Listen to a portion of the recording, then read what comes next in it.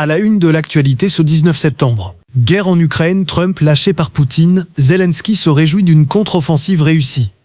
La déception n'est plus du tout dissimulée. Après avoir fanfaronné pendant des mois au sujet de son entente avec Vladimir Poutine, Donald Trump a finalement estimé vendredi que le président russe, qui poursuit sa guerre en Ukraine malgré les efforts du président américain pour tenter de mettre fin au conflit, l'avait vraiment laissé tomber.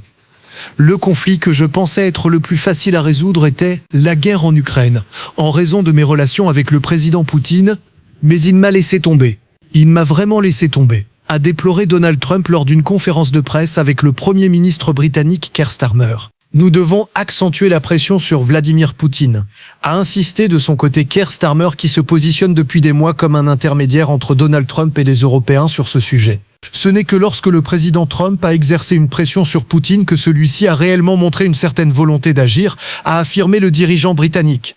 En visite sur le front ce vendredi, le président ukrainien Volodymyr Zelensky s'est félicité d'une contre-offensive réussie dans l'Est face aux troupes russes. L'essentiel des combats se concentre toujours dans le Donbass, une région industrielle, minière et très fortifiée de l'Est du pays, où les troupes russes progressent lentement.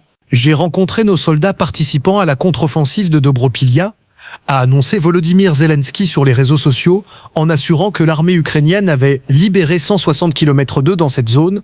En outre, l'armée ukrainienne nettoyait plus de 170 km/2 et 9 autres localités, a-t-il dit, sans plus de précision. Une source haut placée au sein du pouvoir ukrainien indiquait à l'AFP que les troupes ukrainiennes avaient éliminé les troupes russes dans cette dernière zone, mais sans en reprendre le contrôle.